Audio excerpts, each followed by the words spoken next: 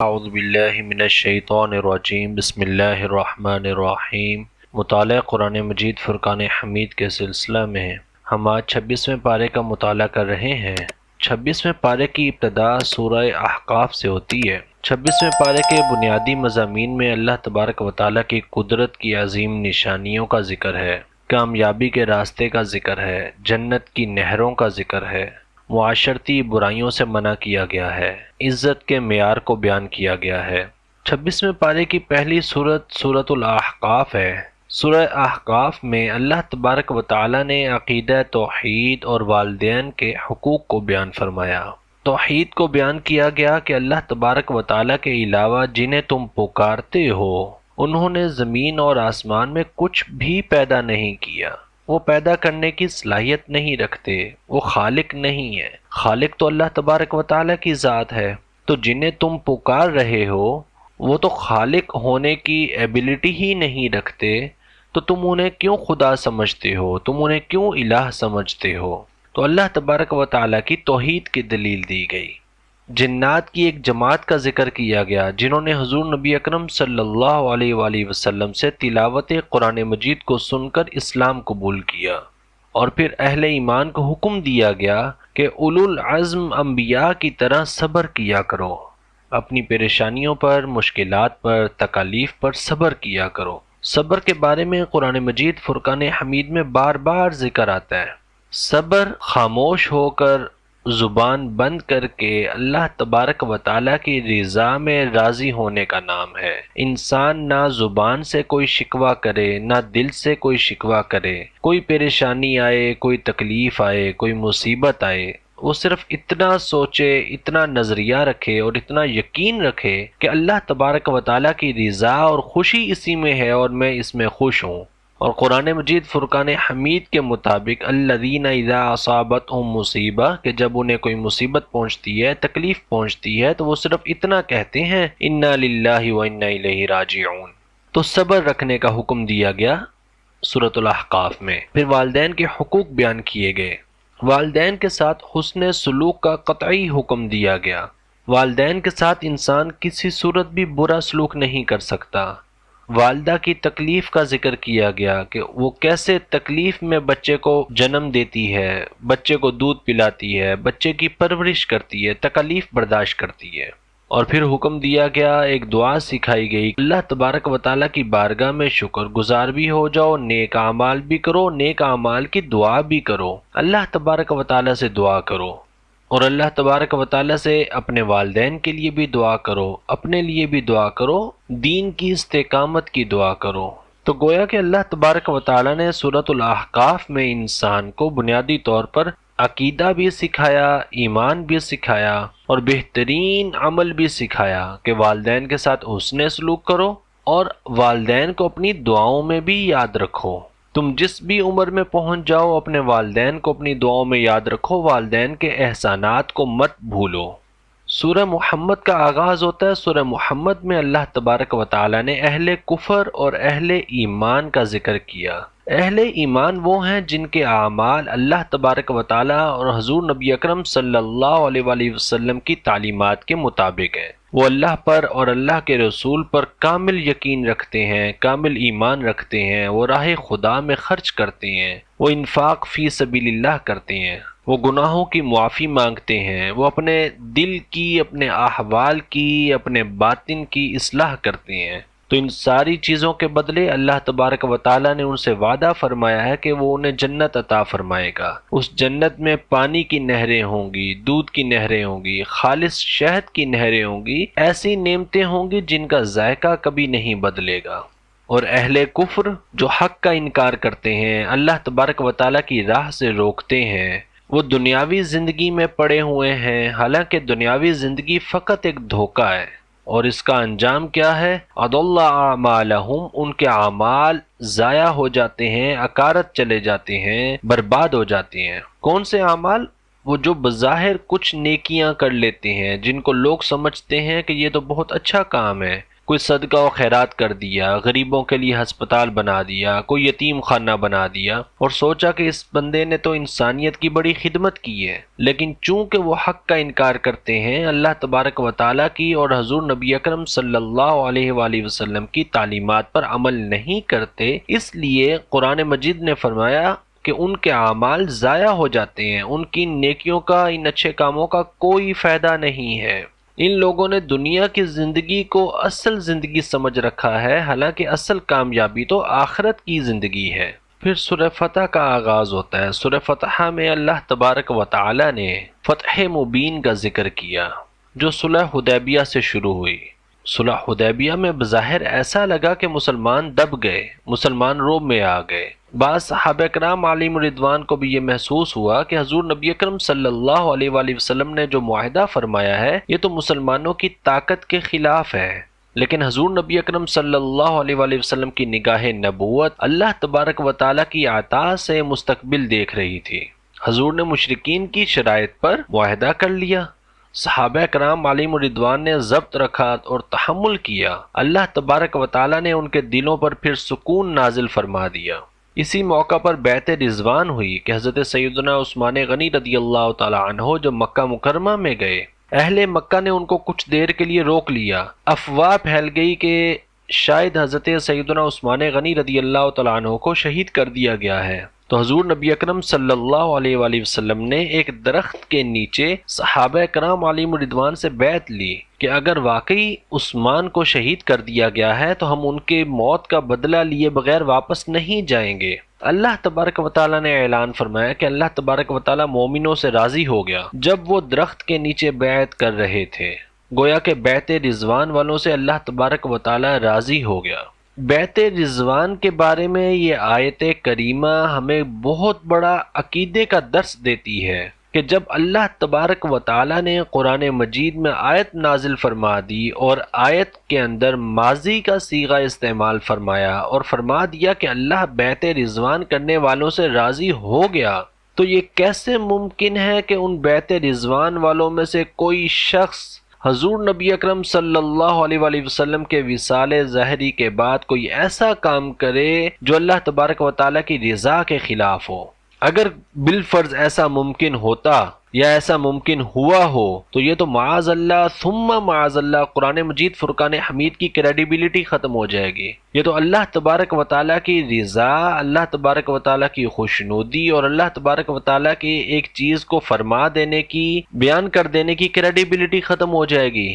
تو لہٰذا بیعت رضوان میں موجود صحابہ کرام علیہم رضوان میں سے کسی ایک کے خلاف بھی غلط عقیدہ اور غلط نظریہ قرآن مجید کے عقائد اور نظریے کے ہی خلاف ہے، اور یہ حد کفر تک ہے۔ بہرحال صلح حدیبیہ یہ دراصل بعد میں ایک فتح کا پیش خیمہ ثابت ہوا۔ وہ فتح مکہ ہے، وہ فتح خیبر ہے، وہ اس کے بعد پھر فتح مکہ کے بعد حنین کی فتح ہے اور مسلمانوں کو بہترین مال غنیمت ہاتھ آیا، مسلمانوں کی تعداد میں بہترین اضافہ ہوا۔ اس کے بعد سورۃ الحجرات کا آغاز ہوتا ہے۔ سورۃ الحجرات میں اللہ تبارک و تعالی نے بارگاہ نبوت کے آداب سکھائے، مسلمانوں کو ادب سکھایا گیا کہ اللہ تبارک و تعالی اور اللہ تبارک و تعالی کے رسول صلی اللہ علیہ وآلہ وسلم کے فیصلوں سے آگے مت بڑھو۔ حضور نبی اکرم صلی اللہ علیہ وآلہ وسلم کی آواز پر اپنی آوازیں بلند مت کرو ورنہ تمہارے نیک اعمال برباد ہو جائیں گے۔ یعنی اگر تم نے کہیں بھی حضور نبی اکرم صلی اللہ علیہ وآلہ وسلم کی شان میں، آپ کی عظمت میں، آپ کے مقام میں کوئی لغزش کھائی تو اللہ تبارک و تعالیٰ تمہارے پچھلے نیک اعمال بھی برباد کر دے گا، تمہاری کسی نیکی کا کوئی ثواب نہیں ہوگا، کوئی اجر نہیں ملے گا۔ اور پھر مسلمانوں کو ایک بہترین تربیت دی گئی کہ جب بھی تمہارے پاس کوئی معلومات پہنچے، کوئی خبر پہنچے تو اس کی تحقیق کر لیا کرو، ہر خبر پر آنکھیں بند کر کے یقین مت کیا کرو۔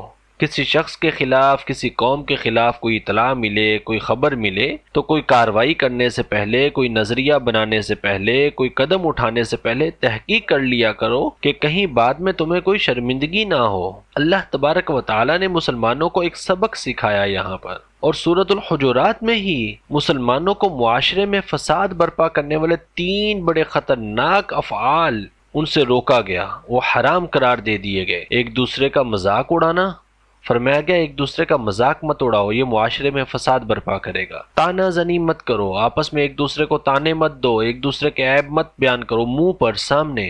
اور فرمایا گیا کہ برے القابات سے مت پکارو، کسی کا برا نام مت رکھو، کسی کو مت چڑھاؤ۔ ایمان لانے کے بعد گنہگار کہلانا بہت بری بات ہے، لہٰذا یہ حرکتیں مت کرو تاکہ معاشرتی بگاڑ ختم ہو، معاشرے کا فساد ختم ہو اور معاشرہ پرامن ہو جائے۔ بدگمانی مت کرو، بدگمانی سے بچو۔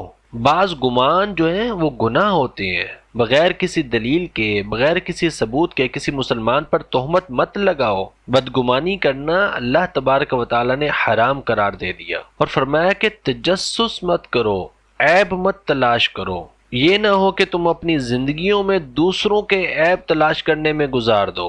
پوشیدہ رازوں کا سراغ مت لگاؤ، لوگوں کے عیبوں کے کھوج مت لگاؤ۔ اس سے ہمیں سبق ملتا ہے کہ کسی کا خط بلا اجازت پڑھنا، یا کسی کا کوئی میسج بلا اجازت پڑھنا، کسی کے بارے میں کوئی ایسی معلومات یا کوئی ایسی چیز جو پوشیدہ ہو، جو راز میں ہو، اس کو حاصل کرنا یہ جائز نہیں ہے۔ اللہ تبارک و تعالیٰ نے اس چیز سے حرام قرار دے دیا۔ حضور نبی اکرم صلی اللہ علیہ وآلہ وسلم کی حدیث مبارکہ ہے کہ جس نے اجازت کے بغیر اپنے بھائی کا خط پڑھا، کسی مسلمان کا خط پڑھا، گویا اس نے جہنم کو دیکھا۔ اتنا سخت گناہ ہے یہ تجسس کرنا اور دوسروں کے پوشیدہ چیزوں کو تلاش کرنا۔ غیبت سے منع کیا گیا۔ غیبت کرنا ایسے ہے جیسے اپنے مردہ بھائی کا گوشت کھانا۔ تو جیسے تم اپنے مردہ بھائی کا گوشت کھانے سے اجتناب کرتے ہو، تم اس کو برا سمجھتے ہو، ویسے ہی غیبت سے نفرت کرو۔ حضور نبی اکرم صلی اللہ علیہ وآلہ وسلم کو معراج کی رات کچھ لوگ دکھائے گئے جن کے ناخن تانبے کے تھے، وہ اپنے سینوں کو اور اپنے چہروں کو نوچ رہے تھے۔ یہ لوگ آبرو ریزی کرنے والے تھے، یعنی یہ غیبت کرنے والے لوگ تھے۔ غیبت کا کفارہ یہ ہے کہ اگر کسی شخص کی غیبت کی ہے اس سے معافی مانگ لے اور اس کے لیے اللہ تبارک و تعالیٰ سے دعائے مغفرت کرے کہ اللہ تبارک و تعالیٰ اس کی مغفرت فرمائے۔ اس کے بعد سورہ قاف کا آغاز ہوتا ہے۔ سورہ قاف میں اللہ تبارک و تعالیٰ نے آخرت کی قربت کو بیان فرمایا۔ یہاں بیان کیا گیا کہ موت کے بعد دوبارہ زندہ کیے جانے پر کفار تو شک کرتے ہیں، لیکن اللہ تبارک و تعالیٰ کے لیے یہ بہت آسان ہے، اس کے لیے کوئی چیز مشکل نہیں ہے کہ وہ موت کے بعد دوبارہ زندہ کرے۔ فرمایا گیا کہ زمین میں ان کے جسموں کا جو بھی حصہ ختم ہو جاتا ہے، وہ کم ہو جاتا ہے، اس کا ہمارے پاس پورا علم موجود ہے۔ اللہ تبارک و تعالیٰ نے انسانوں کے کندھوں پر 2 فرشتے مقرر کر رکھے ہیں، کرامن کاتبین، ایک دائیں سائڈ پر ہے، ایک بائیں سائڈ پر ہے۔ وہ انسان کی ہر حرکت کو، ہر لفظ کو ریکارڈ کرتے ہیں، وہ ہر وقت ہر شے کو محفوظ کرتے ہیں۔ عن الیمین وعن الشمال قعید، انسان کا کوئی لفظ، کوئی عمل، کوئی حرکت ان سے چھپی ہوئی نہیں ہے، گویا کہ وہ انسان کی ساری زندگی کو ریکارڈ کر رہے ہیں۔ قیامت کے دن یہ سارا ریکارڈ انسان کے سامنے کر دیا جائے گا اور پھر اس کا حساب کتاب لیا جائے گا۔ قیامت کے دن جب لوگوں کو جہنم میں ڈال دیا جائے گا، جو جہنم کے مستحق ہوں گے، تو جہنم سے پوچھا جائے گا کیا تو بھر گئی؟ تو جہنم کہے گی کیا کچھ اور بھی ہے؟ اور اسی طرح سے جنت وہ متقین کے لیے قریب کر دی جائے گی، وہ متقین سے دور نہیں ہوگی۔ گویا اللہ تبارک و تعالیٰ نے سورہ قاف کے اندر جنت اور جہنم کا اور قیامت کا نقشہ بیان کر دیا کہ دنیا میں جو تم اعمال کرتے ہو وہ سب ریکارڈ ہو رہے ہیں۔ قیامت میں جب اللہ کے سامنے آؤ گے، حساب کتاب دو گے، تمہارا اعمال نامہ تمہیں دکھا دیا جائے گا۔ جنت کے حقدار ہوگے، متقی ہوگے، تو جنت تمہارے بہت قریب کر دی جائے گی، بہت قریب ہوگی، جنت میں جانا مشکل نہیں ہوگا۔ اور اگر جنت میں جانے کے مستحق نہ بن سکے تو پھر جہنم میں ڈال دیا جائے گا، اور جہنم ایک ایسی جگہ ہے کہ وہ بھر دی جائے گی، وہاں اللہ تبارک و تعالیٰ کا بہت سخت عذاب ہوگا۔ اس کے بعد سورۃ الذاریات کا آغاز ہوتا ہے۔ سورہ ذاریات میں اللہ تبارک و تعالیٰ نے آفاق اور انفس میں بکھری ہوئی نشانیوں کو ذکر کیا، اپنی توحید کی، اپنے خالق ہونے کی نشانیوں کو ذکر کیا، ہواؤں کا ذکر کیا، بادلوں کا ذکر کیا۔ اللہ تبارک و تعالیٰ نے ان چیزوں کی قسم اٹھا کر کہا کہ قیامت کا وعدہ سچا ہے۔ جیسے یہ چیزیں تم دیکھ رہے ہو، ان چیزوں کا تم انکار نہیں کر سکتے۔ ہوا کا انکار کون کر سکتا ہے؟ بادلوں کا انکار کون کر سکتا ہے؟ تو جو چیزیں تم دیکھ رہے ہو تم ان کا انکار نہیں کر سکتے، اسی طرح سے قیامت بھی برحق ہے، وہ ضرور آئے گی۔ اور فرمایا گیا کہ تمہارا رزق اور جس چیز کا تم سے وعدہ کیا جاتا ہے یہ سب کچھ آسمان میں ہے۔ بارش کی اور موسموں کی تبدیلی یہ انسانی بقا کی ضامن ہے۔ اللہ تبارک و تعالیٰ نے یہ ساری کائنات، اس کائنات کا نظام یہ انسانوں کی بقا کے لیے بنایا ہے، اور یہ سب کچھ ختم ہو جائے گا، قیامت قائم ہو جائے گی، اور قیامت کا وعدہ برحق ہے اور وہ سچا ہے۔ اور انسان کو حکم دیا گیا کہ اپنی ذات کی گہرائی میں دیکھو، اپنے آپ کی جانچ پڑتال کرو، وَفِي أَنفُسِكُمْ أَفَلَا تُبْصِرُونَ، اور خود تمہاری ذات میں نشانیاں ہیں تمہارے لیے، کیا تم دیکھتے نہیں ہو؟ آج سائنس اور ٹیکنالوجی کے دور میں اگر ہم دیکھیں تو زمین پر اربوں انسان موجود ہیں، ہر ایک کی شکل، آواز، اعصابی نظام، حتیٰ کہ یہ فنگر پرنٹس، یہ سب کچھ مختلف ہیں۔ گویا کہ انسان کا وجود اللہ تبارک و تعالیٰ کی قدرت کا سب سے بڑا عجوبہ ہے۔ کیسی پیچیدہ مخلوق اللہ تبارک و تعالیٰ نے پیدا فرمائی ہے، اور کتنی مخلوقات پیدا فرمائی ہیں اللہ تبارک و تعالیٰ نے۔ وہ بہترین خالق ہے، کوئی اور خالق نہیں ہے اللہ تبارک و تعالیٰ کے علاوہ۔ گویا کہ 26ویں پارے کے اندر انسانوں کو عقیدہ بھی سکھایا گیا، ایمان بھی سکھایا گیا، عبادات کا بھی حکم دیا گیا، قیامت سے بھی ڈرایا گیا، اور معاشرے کے فساد کو بھی دور کیا گیا تاکہ معاشرہ پرامن رہ سکے۔ معاشرے کے قوانین بھی بیان کیے گئے، ظلم کی جڑ کو بیان کیا گیا، فساد کی جڑ کو بیان کیا گیا، اور انسانوں کے درمیان مساوات کو بیان کیا گیا۔ تمام انسان بحیثیت انسان برابر ہے۔ اللہ تبارک و تعالیٰ کے نزدیک بہترین صرف وہ ہے جو متقی ہے، جو تقوی اختیار کرنے والا ہے۔ نسب، حسب، ذات، قبیلے یہ کوئی حیثیت نہیں رکھتے۔ حقیقی افضلیت وہ صرف اور صرف تقوی ہے۔ جو شخص متقی ہے وہ اللہ تبارک و تعالیٰ کے ہاں بہترین ہے۔ 26واں پارہ ہمیں پختہ ایمان سکھاتا ہے، توحید پر یقین سکھاتا ہے، آخرت کی جواب دہی کا درس دیتا ہے کہ کرامن کاتبین ہر وقت ہمارے ساتھ موجود ہیں اور ہمارا اعمال لکھ رہے ہیں۔ یہ پاکیزہ معاشرے کا سبق دیتا ہے، غیبت سے، تجسس سے، بدگمانی سے، تمسخر پن سے دور کرتا ہے، پاک معاشرے کی تشکیل کرتا ہے۔ اور 26واں پارہ ہمیں یہ سبق دیتا ہے کہ دنیا کی زندگی عارضی ہے، حقیقی کامیابی اللہ تبارک و تعالیٰ کی ذات پر توکل ہے، ثابت قدمی ہے، اور اللہ تبارک و تعالیٰ کے راستے میں خرچ کرنا ہے، انفاق فی سبیل اللہ ہے۔ اللہ تبارک و تعالیٰ سے دعا ہے کہ اللہ تبارک و تعالیٰ ہمیں عمل کرنے کی توفیق عطا فرمائے، قرآن مجید فرقان حمید کو سمجھنے کی توفیق عطا فرمائے۔ آمین۔ والسلام علیکم ورحمۃ اللہ وبرکاتہ۔